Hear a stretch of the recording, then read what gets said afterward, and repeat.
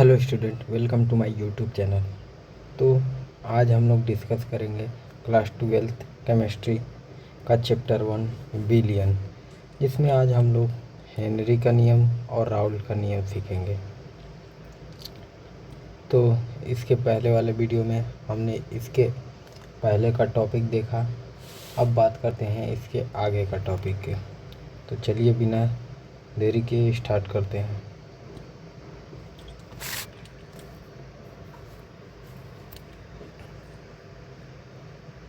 तो हेनरी का नियम के से पहले हमें विलेयता क्या होता है ये जानना ज़रूरी है। तो विलेयता क्या होता है? विलेयता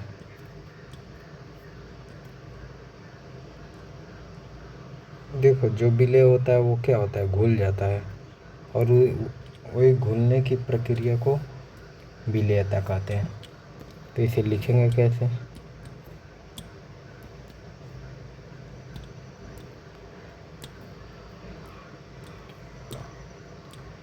देखो, हम लिखेंगे किसी पदार्थ का वह अधिकतम मात्रा, किसी पदार्थ का वह अधिकतम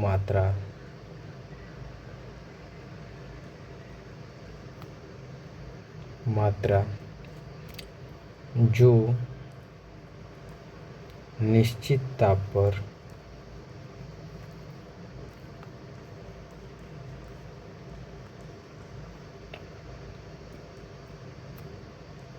जो निश्चित ताप पर 100 ग्राम विलायक, ये किसकी बात हो रही है? कोई भी विलायक, जैसे पानी ले लो, 100 ग्राम विलायक में घुल जाता है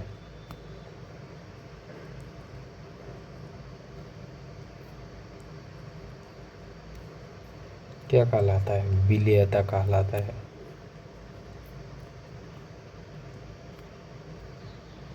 विलेयता कहलाता है। ठीक है। अब इसके बाद ये हो गया मेरा पहला। फिर दूसरा देखेंगे, गैसों की द्रव में विलेयता क्या कहलाती है? दूसरा क्या है हमारा? गैसों की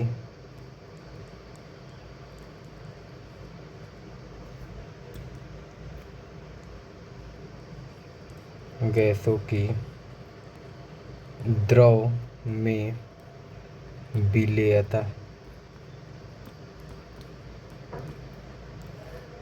अब देखो, जैसे गैस है, उसको हम द्रव में डालें तो ये घुलेगा कि नहीं घुलेगा? इसके लिए क्या होता है, अलग अलग गैसों का अलग अलग विलेयता होती है।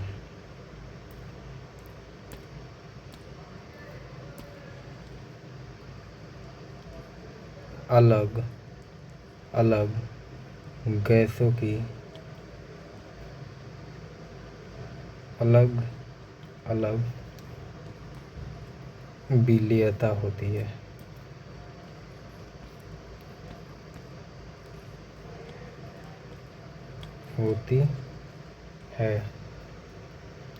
जैसे एग्जाम्पल लें तो क्या हो जाएगा मेरा?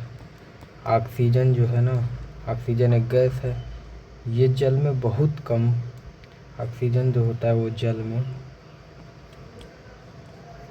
बहुत कम विलेय होता है, मतलब घुलनशील होता है। बहुत कम ऑक्सीजन का जल में बहुत कम मात्रा घुलती है।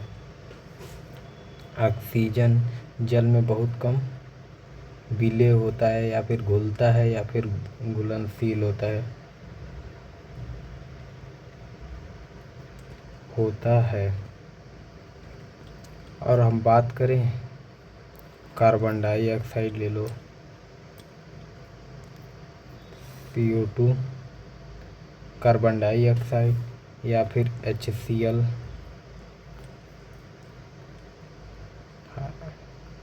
हाइड्रोजन क्लोराइड,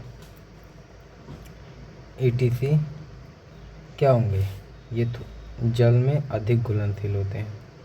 क्या होते हैं, जल में घुलनशील होते हैं। ठीक है, जल में घुलनशील होते हैं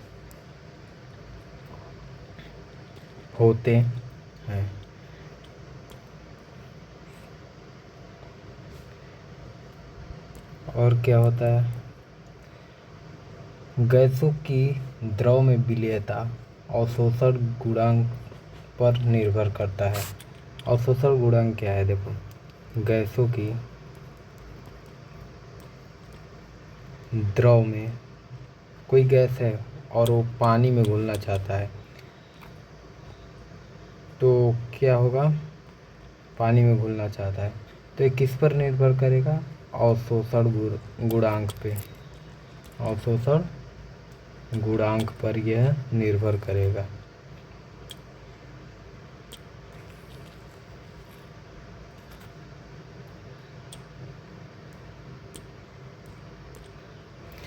तो गैसों की द्रव में विलेयता इस पे निर्भर करेगा, अवशोषण गुणांक पर निर्भर करता है।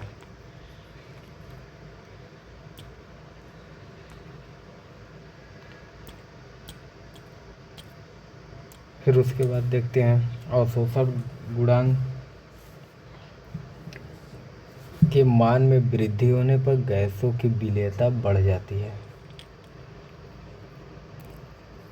तो अवशोषण गुणांक is directly proportional to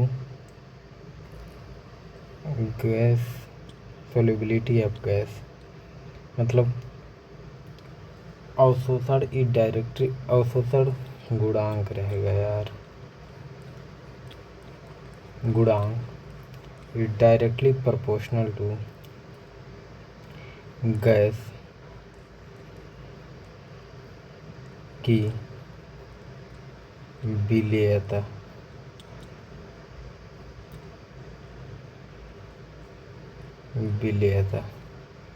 यानी हम क्या कह सकते हैं, अगर ये हम बढ़ाएंगे तो ये भी बढ़ेगा। डायरेक्टली प्रोपोर्शनल का मतलब यही होता है। अगर यही इन्वर्सली प्रोपोर्शनल होता ये, तो अगर इसे हम बढ़ाते तो ये घटता। तो यही डायरेक्टली और इन्वर्सली प्रोपोर्शनल का मतलब होता है। फिर हम कुछ एग्जाम्पल देखते हैं गैसों के अवशोषण गुणांक का। एग्जाम्पल देखते हैं, ये हो गया मेरा गैसों का अवशोषण गुणांक, जो कि क्या है, हीलियम। ये हीलियम से क्यों शुरू हो रहा है, क्योंकि हीलियम का सबसे कम होता है। फिर हो गया मेरा नाइट्रोजन, हीलियम हो गया, नाइट्रोजन गैस हो गया, हाइड्रोजन हो गया, फिर उसके बाद ऑक्सीजन आएगा, फिर कार्बन डाइऑक्साइड आएगा,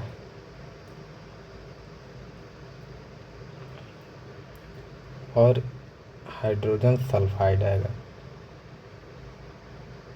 तो इसका कितना होता है विलेयता, अवशोषण गुणांक कितना होता है, हीलियम का अवशोषण गुणांक होता है 0.009, इसका होता है 0.015, और इसका होता है 0.017, ऑक्सीजन का होता है 0.028, कार्बन डाइऑक्साइड का 0.88, और हाइड्रोजन सल्फाइड का 0.62।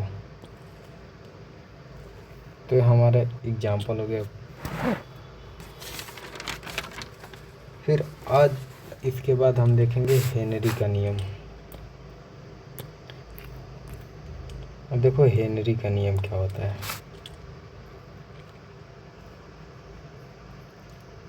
हेनरी का नियम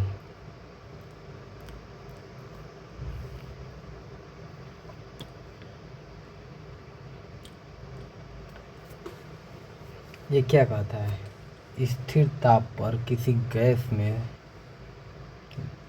गैस की, मान लो कोई गैस है, उसकी द्रव में घुलनशीलता कह लो या फिर विलेयता कह लो, बात एक ही हुआ। अगर वो घुल जाए तो घुलनशील है, घुल जाए तो विलेय है, मतलब वही बात है। ये कहता है कि स्थिर ताप पर किसी द्रव में गैस की विलेयता गैस के दाब के समानुपाती होती है। तो इसे हम कैसे लिखें, मतलब देखो इसका मतलब हो गया m proportional to p। p क्या है, दाब है, और m क्या है, घुली हुई गैस की मात्रा है।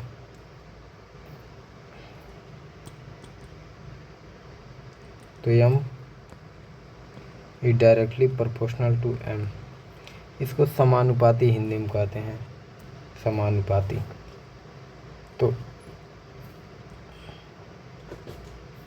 हेनरी का नियम क्या कहता है, स्थिर ताप पर किसी गैस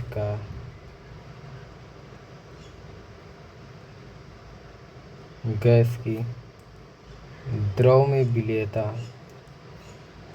विलेयता या फिर घुलनशीलता, हम कुछ भी लिख सकते हैं, विलेयता गैस के दाब के समानुपाती होती है। स्थिर ताप पर हो गया स्थिर ताप है, किसी गैस की द्रव में विलेयता, कोई गैस द्रव में घुल जाए तो गैस में जितना दाब लगेगा उसके बराबर होगा, यानी समानुपाती होगा। तो यदि हम प्रोपोर्शनलिटी का साइन हटाते हैं तो कोई ना कोई नियतांक लगाते हैं, तो यहाँ पर के नियतांक आता है। तो जहाँ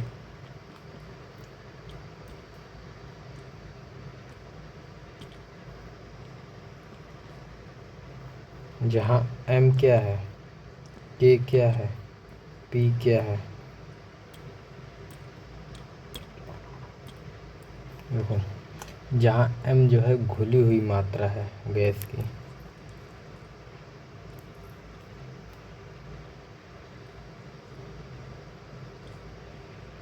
घुली हुई गैस की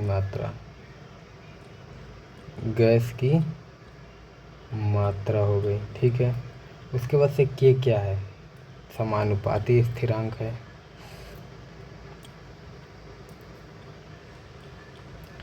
समानुपाती स्थिरांक है गया। फिर ये पी क्या है, गैस का दाब है। तो गैस का दाब, लेकिन कब दाब है, साम्यावस्था पर, साम्यावस्था,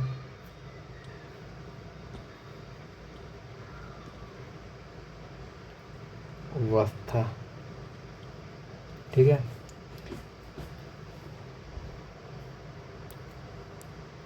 अब देखो जैसे हम दाब को आपको समझाना चाहें तो कैसे समझाएंगे। मान लो ये कोई दो बर्तन है,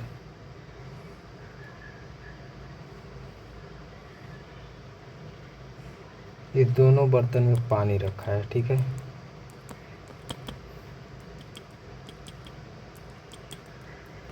इसमें भी दाब लग रहा है P1, इसमें दाब लग रहा है P2। ये देखो इस पे प्रेशर है कि ये पानी को यहाँ तक ही केवल दबा पा रहा है, और ये पानी को यहाँ तक दबा दिया। तो हम यहाँ कहेंगे कि P1 जो है, P1 से बड़ा P2 है, मतलब P2 ज़्यादा है क्योंकि ये ज़्यादा दबा दे रहा है नीचे तक। तो ये है हमारा प्रेशर। या फिर दूसरी भाषा में अगर हम हेनरी का नियम जानना चाहें तो क्या होगा, और ये क्या होता है, किसी गैस का वाष्प किसी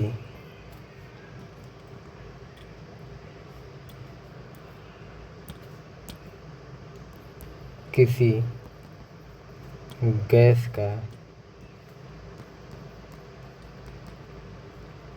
का वाष्प अवस्था में आंशिक दाब P, मतलब क्या होता है, P प्रोपोर्शनल टू होता है मोल प्रभाज x के। तो किसी द्रव की वाष्प अवस्था में आंशिक दाब यानी कि P उस विलयन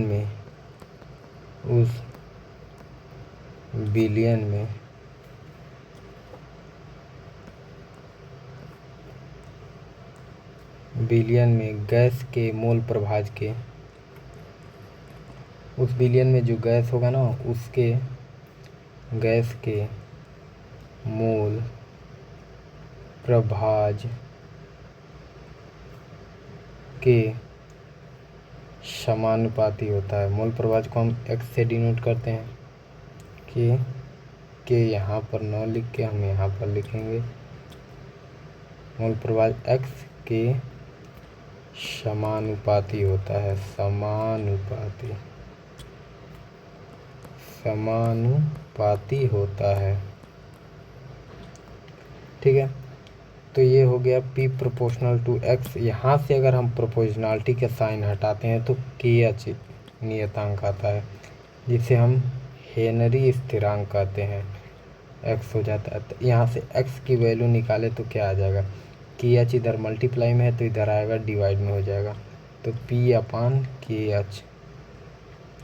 इसे हम क्या लिख सकते हैं और क्या, x is inversely proportional to 1/KH हो जाएगा।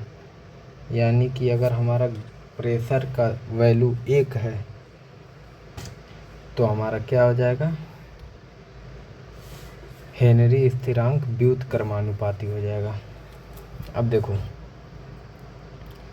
इसे हम अपने लैंग्वेज में कैसे लिख सकते हैं। प्रेशर मतलब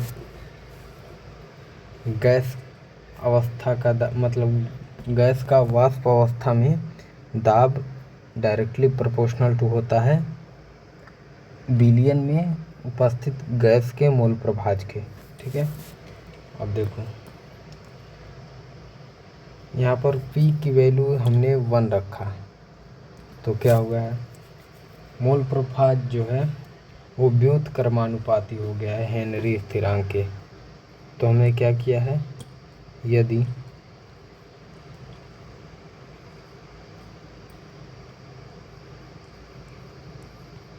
P इज इक्वल टू 1 यानी कि P स्थिर है, तो गैस का मोल प्रभाज, मोल प्रभाज को ही हम मोल अंश भी कहते हैं। क्या कहते हैं, मोल अंश भी कहते हैं, जो होता है हेनरी स्थिरांक में यानी कि KH। हेनरी स्थिरांक का मतलब क्या होगा, KH।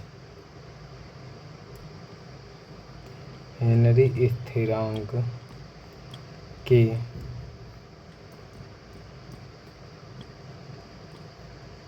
व्युत्क्रमानुपाती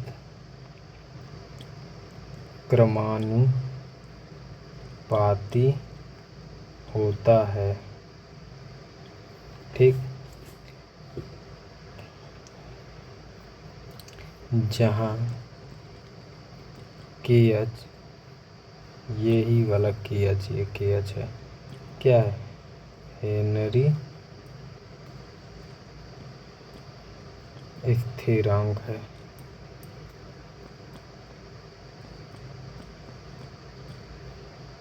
फिर आगे बात करें हम तो हेनरी के नियम की सीमाएं देख लेते हैं, कहाँ कहाँ तक ये लागू होगा। हेनरी के नियम की सीमाएं, हेनरी के नियम की सीमाएं, हेनरी के नियम की सीमाएं क्या क्या हो सकती हैं, देखो क्या क्या होती हैं। हेनरी का नियम जो होता है ना, बहुत कम ताप पर लागू होता है। हेनरी का नियम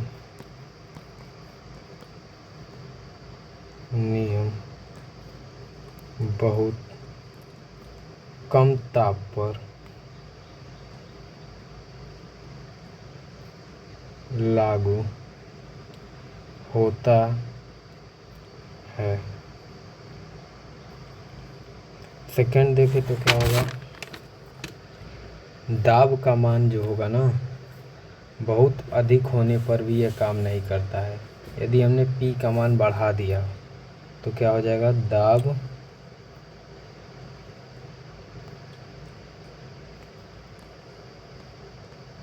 दाब का मान बहुत अधिक होने पर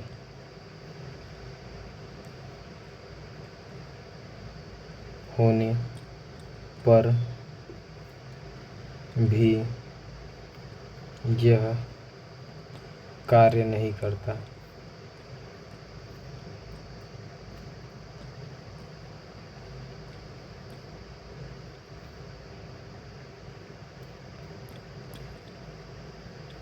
ठीक, यह नियम तभी लागू होता है जब गैस की विलेयता जो होती है विलायक में बहुत कम हो। जब हमारा गैस जो होगा बहुत कम घुलेगा पानी में, यह तभी लागू होता है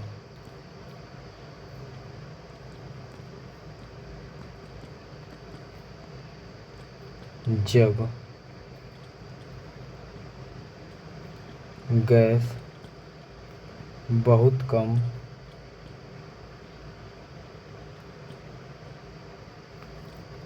विलेय होता है।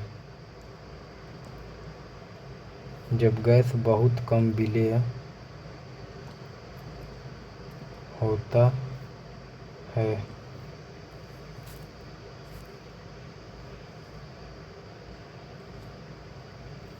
जब गैस बहुत कम विलायक में विलेय होता है।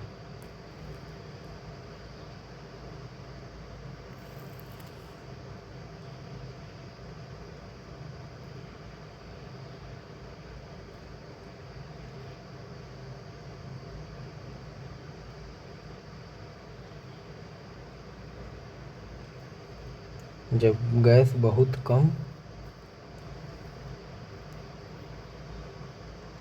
विलायक में विलेय होता है। ठीक है, फिर आगे देखते हैं और क्या लिख सकते हैं। यह नियम ऐसे विलयनों पर लागू होता है जिसमें विलेय विलायक से रासायनिक अभिक्रिया करता है।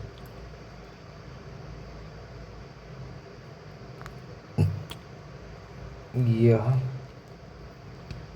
नियम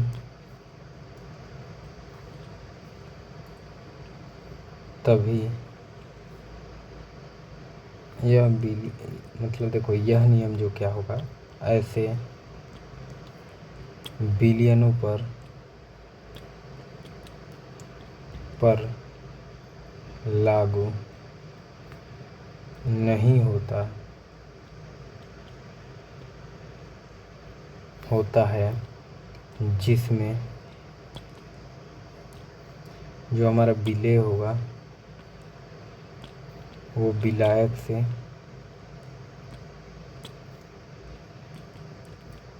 क्रिया करता है, विलायक से रासायनिक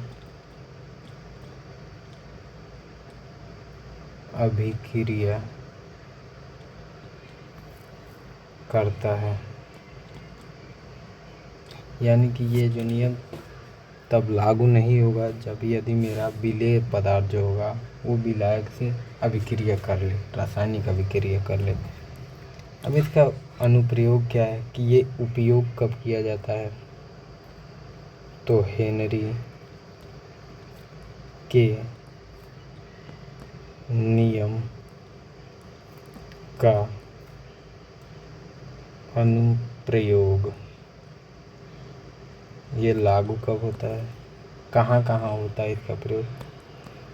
जो हमने सोडा देखा होगा या फिर कोल्ड ड्रिंक, कोल्ड ड्रिंक को हिंदी में शीतल पेय कहते हैं। कोल्ड ड्रिंक यानी कि शीतल पेय, शीतल पेय। जब दाबते हैं कोल्ड ड्रिंक की बोतल को तो दबती नहीं है, उससे क्या होता, उसमें क्या होता है, कार्बन डाइऑक्साइड को उच्च ताप पर भरा गया होता है उसमें, इसीलिए वो दबती नहीं है। और उसमें क्या है, कार्बन डाइऑक्साइड एक गैस है, तो गैस को उच्च दाब यानी कि प्रेशर पे बंद किया जाता है। और हेनरी का नियम क्या कहता है, p is directly proportional to gas के मोल प्रभाज, मतलब एक्स के। तो इस पे लागू हो रहा है, तो हाँ तो लागू हो रहा है यानी कि उपयोग किया जा रहा है। तो सोडा और कोल्ड ड्रिंक शीतल पेय में कार्बन डाइऑक्साइड को यानी कि CO2 की विलेयता बढ़ाने के लिए, कार्बन डाइऑक्साइड की विलेयता बढ़ाने के लिए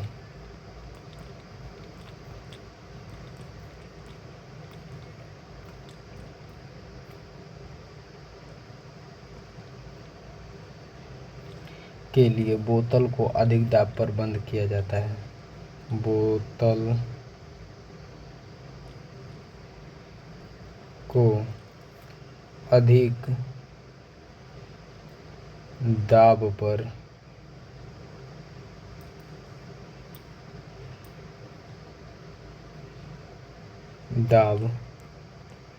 पर बंद किया जाता है।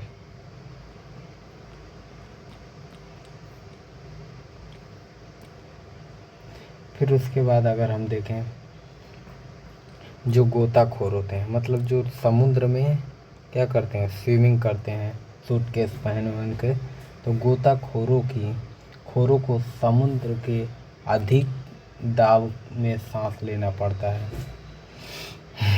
ऐसे सांस लेते होंगे सब। तो गोताखोरों को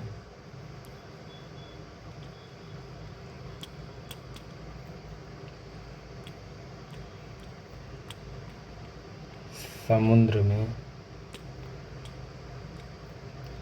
अधिक दाब से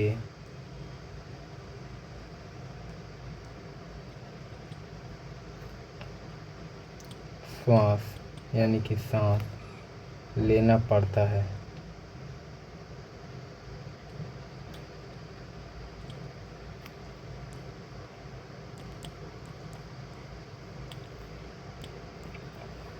फिर अगर देखें, जो लोग अधिक ऊंचाइयों पे रहते हैं ना, जो लोग अधिक ऊंचाई यानी पहाड़ी इलाका, अधिक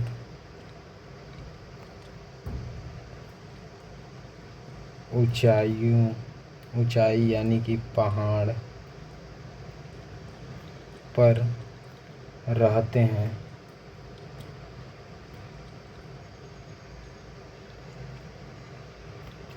जो लोग अधिक ऊंचाइयों पर रहते हैं वहाँ पर क्या होता है, ऑक्सीजन लेवल क्या होता है, अधिक ऊंचाई पे ऑक्सीजन लेवल कम होता है। जो लोग नहीं, जो लोग रहेगा, जो लोग अधिक ऊंचाइयों पर पहाड़ों पर रहते,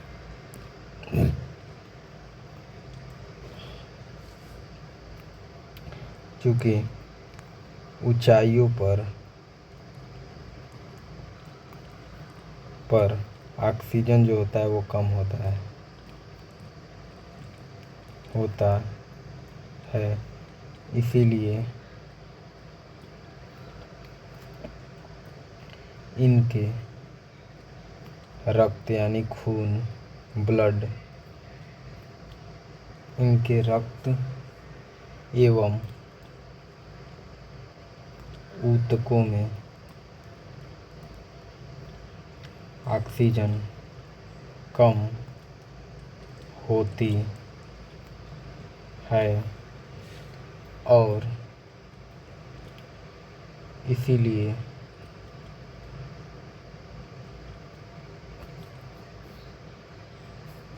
इन लोगों की सोचने की क्षमता जो होती है की क्षमता कम होती है।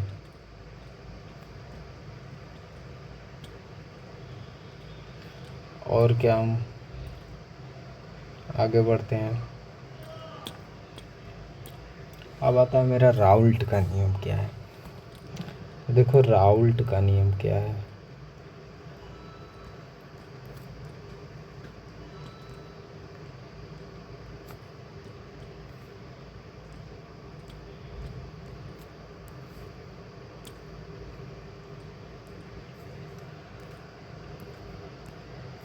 देखो ये क्या होता है ना, विलायक के वाष्प दाब का अपेक्षिक अवनमन, हमने पढ़ा था वाष्प दाब का अवनमन क्या होता है, P माइनस पी एस होता है। लेकिन वाष्प दाब का अपेक्षिक अवनमन क्या होता है, तो वो होता है P माइनस पी एस अपन P हो जाता है नीचे, तो वही अपेक्षिक हो जाता है। तो देखो इस नियम के अनुसार विलायक जो होता है ना,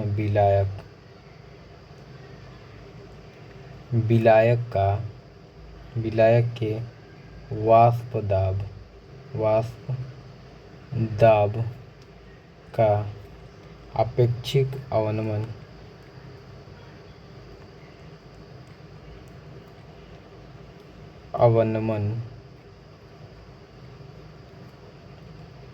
विलेय के मूल प्रभाज के बराबर होता है।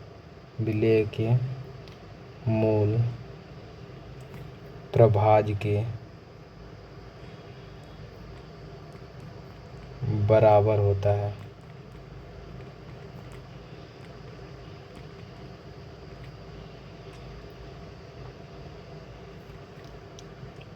तो हमने अभी क्या पढ़ा, हमने यह पढ़ा कि विलायक के वाष्प दाब का अपेक्षिक अवनमन ये क्या होता है, P माइनस पी एस। ये क्या होता है, ये होता है मेरा वाष्प दाब का अवनमन। यदि अपेक्षिक इसमें जोड़ दे तो नीचे P आ जाएगा, वो बराबर होगा विलेय के मोल प्रभाज के। तो मोल प्रभाज क्या होता है, मतलब विलेय की बोल रहा है, तो N विलेय का मोल अपान विलेय प्लस विलायक दोनों का मोल। यदि हम यहाँ देखें कि जो हमारा N है वो बहुत बड़ा है, N जो है बहुत बड़ा है छोटा n से। तो यदि हम किसी वैल्यू को मान लो 0.0001 है और उसको बहुत बड़ी वैल्यू में हम जोड़ें, मतलब उसको हम 99 में जोड़ें, तो ये अप्रॉक्स, मतलब अगर ये जोड़ें हम इसे,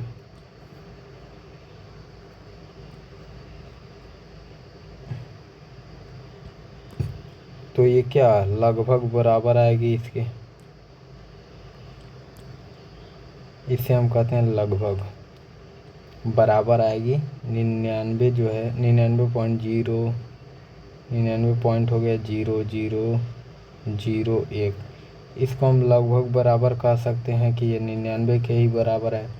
तो ऐसे ही हमारा कैपिटल N जो है वो बहुत बड़ा है N से, तो इसको क्या हम केवल N अपान N लिख सकते हैं, बिल्कुल लिख सकते हैं। और ये एज इट इज उतार दो P माइनस पी एस अपान P।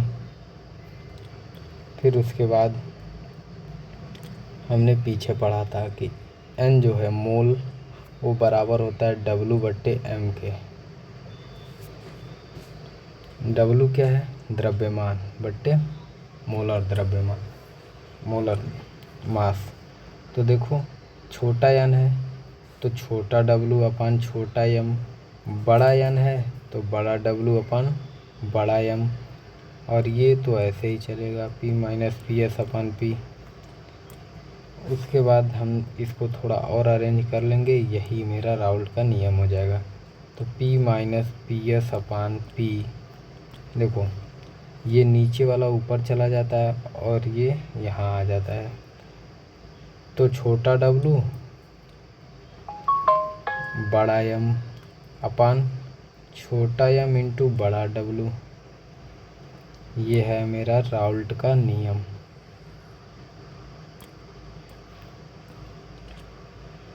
जहाँ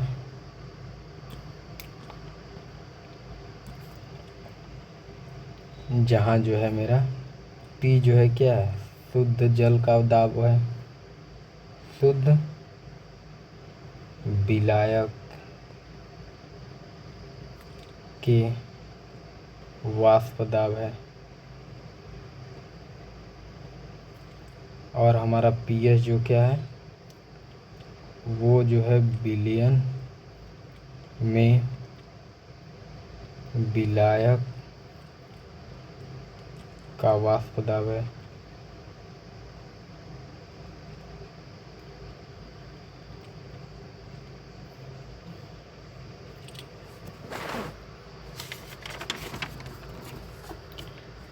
अब हम लोग राउल्ट के नियम की सीमाएं पढ़ लेते हैं।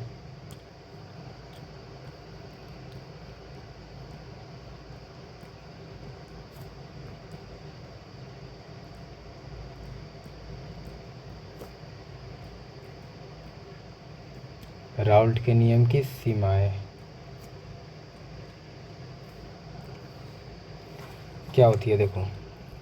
फर्स्ट, यह नियम केवल पतला यानी कि तनु विलयन पर लागू होता है, सांद्र पर नहीं। मतलब इसका कहने का मतलब क्या है, यह नियम तभी लागू होगा जब हम ज़्यादा पानी लें और कम उसमें चीनी डालें, और ज़्यादा डाल दें तो नहीं काम करेगा। तो यह नियम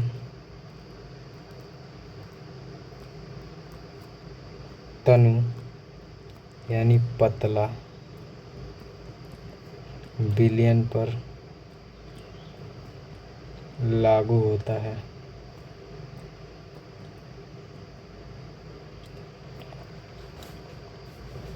यह नियम अवाष्पशील पदार्थों पर लागू होता है, अगर वो वाष्पशील है तो लागू नहीं होगा।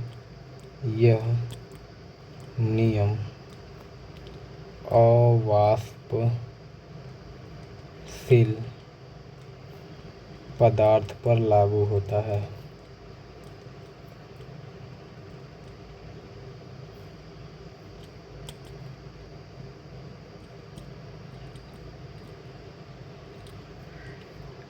वाष्पशील पर नहीं।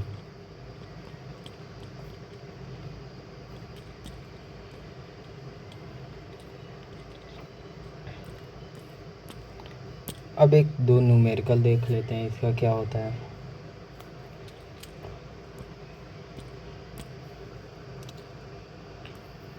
क्वेश्चन क्या है हमारे पास, किसी ताप पर शुद्ध बेंजीन का किसी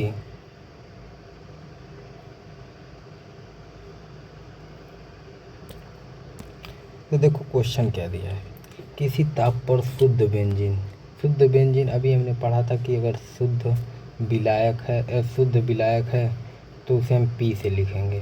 तो P इज इक्वल टू कितना दे रखा है हमें, 0.85। पॉइंट के बाद 0 दे तो उसका कोई मतलब नहीं रहता है। और देखो क्या दे रखा है, 0.5 ग्राम अवाष्पशील विद्युत अपघट्य ठोस को 39 ग्राम बेंजीन में। तो यानी कि देखो ये कोई ठोस दे रखा है हमें, ये वाला, और इसे हम 39 ग्राम बेंजीन में घोल रहे हैं। तो यानी कि क्या होगा, ये जो होगा विलायक होगा और ये कम है तो विलेय होगा। तो यानी कि हमें क्या दे रखा है, छोटा W दे रखा है। पहले देखो निकालना क्या है, मोलर द्रव्यमान क्या होता है। तो अभी हमने पढ़ा कि राउल्ट का नियम क्या कहता है, P minus PS upon P equal to होता है छोटा W इंटू बड़ा M अपान बड़ा M इंटू बड़ा W।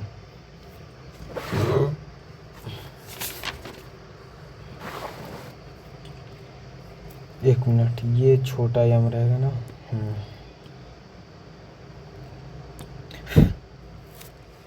छोटा तो बड़ा ऊपर चला गया, ठीक है। और ये W यहीं रह जाएगा और ये छोटा m रहेगा। देखो ये फार्मूला है ना, तो यही फार्मूला यहाँ पर लग रहा है। तो देखो कैसे पता चला है कि यही फार्मूला लगेगा। तो हमें दे क्या रखा था कि शुद्ध बेंजीन का वाष्प दाब इतना है और मोलर मास याद करना था। तो शुद्ध बेंजीन किस में आता है, तो यहाँ दिखा, और मोलर मास यही तो दोनों है मोलर मास, तो इसी की वजह से पता चला कि ये इसमें राउल्ट का नियम लगेगा। तो छोटा W हमें कितना दे रखा है, 0.5 ग्राम दे रखा है, और हमें बड़ा W कितना दे रखा है, विलायक 39 ग्राम दे रखा है। ये रहा 39 ग्राम जी है ये, ठीक। उसके बाद घोला जाता है। तो देखो बेंजीन का वाष्प दाब जो मतलब विलयन का वाष्प दाब जो है 0.845 है, मतलब ये, ठीक। पीएस क्या होता है, विलयन में विलायक का वाष्प दाब। तो विलायक ये है बेंजीन, तो बेंजीन को घोला गया और प्राप्त वाष्प दाब, मतलब विलायक का विलयन में दाब मतलब वाष्प दाब कितना है, 0.845 है। तो ठोस का मोलर द्रव्यमान ज्ञात कीजिए या फिर मोलर मास ज्ञात कीजिए। तो यही है, छोटा m हमें कैलकुलेट करना है, क्योंकि ठोस का बोला है। ठोस ही तो हम विलेय डाल रहे हैं, तो विलेय का क्या है, स्मॉल m। अगर यही विलायक का पूछता तो विलायक का आसानी से निकल जाता, क्योंकि बेंजीन है तो बेंजीन का मोलर मास हमें निकालना आता है, तो वो भी हमें निकालना ही पड़ेगा क्योंकि दिया नहीं है। तो पुट करने के लिए फार्मूले में तो हम m के वैल्यू कैसे निकालेंगे, m इज इक्वल टू क्या है, विलायक का मोलर मास, यानी कि विलायक क्या है, बेंजीन है, और बेंजीन क्या होता है, C6H6। बेंजीन ऐसे भी बना होता है, ठीक, ये नहीं, ये गलत है, ऐसे बना होता है, ठीक। ये हमारा बेंजीन है, ठीक। या फिर बेंजीन ऐसे भी होता है, यहाँ लगा तो यहाँ छोड़ो, यहाँ लगाओ, यहाँ लगाओ, ये सब बेंजीन है। तो इसका देखो, इसमें कार्बन कितने हैं, 6 हैं, तो 6 इंटू कार्बन का परमाणु भार 12 होता है, प्लस 6 इंटू हाइड्रोजन का परमाणु भार 1 होता है। तो ये कितना हो जाएगा, 12 छके 72, अब प्लस 6 78 हो जाएगा, 78। अब इसे इसी फॉर्मूले में पुट कर देंगे। तो पुट करके देखते हैं।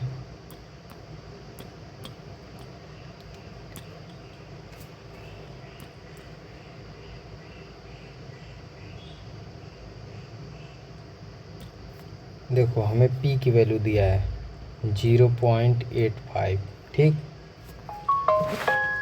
उसके बाद P माइनस PS करना है हमें,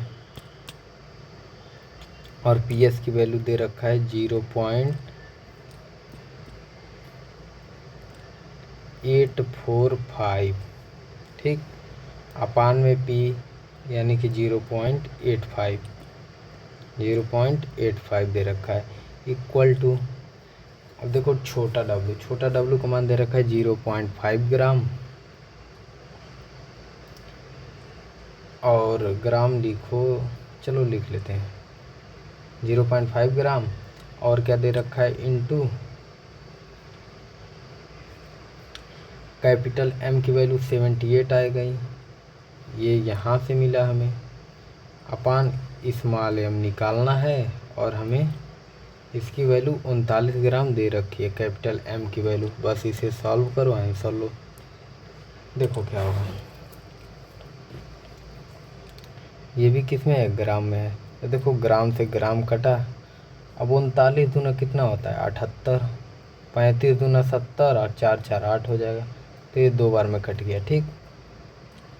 0.5 का मतलब क्या है, 1/2, और 1/2 में किसका मल्टीप्लाई है, 2 का, तो 1/2 में 2 से मल्टीप्लाई करेंगे तो कट के 1 आ जाएगा, तो ये क्या हो गया, 1/m हो गया, और इधर का तो सेम एज इट इज अभी है। अब देखो हम ये क्या लिखा है, इसके आगे 0 लगा देते हैं, ठीक है, वही बात हुआ। अब देखो इसको, इसमें से इसको घटाना है तो घटा लेते हैं।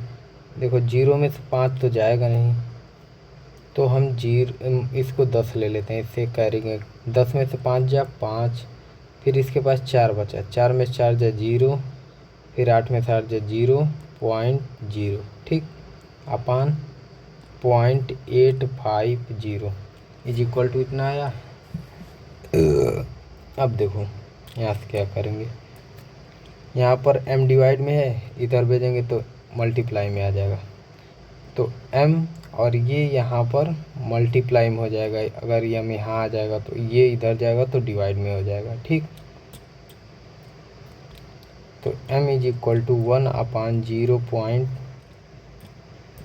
1 मिनट, सबसे पहले इसे देखो ऐसे सॉल्व करते हैं। देखो ये भी 3 डिजिट बाद पॉइंट लगाया है, ये भी 3 डिजिट बाद पॉइंट लगाया, तो 0 से पॉइंट से पॉइंट हटा देते हैं, तो ये बचा कितना, ऊपर 5 केवल बच जाएगा, क्योंकि इसके आगे 0 लिखे कितना भी तो कोई मतलब है नहीं, क्योंकि अब पॉइंट हट चुका है, तो ये हटा देंगे। ये केवल 5 है, अपान नीचे 850 है, इज इक्वल टू 1/m दे रखा है। अब इसे सॉल्व करते हैं। m को इधर भेज दो क्रॉस मल्टीप्लिकेशन करके, और 885 को उधर भेज दो, तो 5 इंटू m हो जाएगा, इधर डिवाइड में इधर मल्टीप्लाई हो जाएगा, और ये 1 इंटू 850 हो जाएगा। अब देखो m is equal to m, इधर मल्टीप्लाई में 5 है तो इधर आएगा डिवाइड में हो जाएगा। अब देखो हम एक से किसी भी चीज़ में मल्टीप्लाई करें तो 850 है तो 850 ही आएगा, अपान 5 हो जाएगा, 5 इधर आएगा तो। अब देखो m इज इक्वल टू क्या हो जाएगा, 5 से 17 × 5 = 85 और एक 0 है तो 170 आएगा इसका मोलर वैल्यू, मोलर मास। अब देखो किस में आएगा,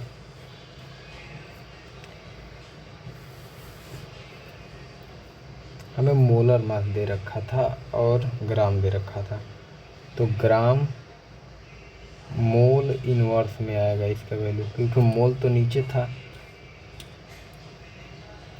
तो m इज इक्वल टू 170 ग्राम पर मोल इनवर्स, ये हमारा आंसर हो गया। तो आज के लिए बस इतना ही, इसके बाद हम आगे का टॉपिक कल देखेंगे। Thank you.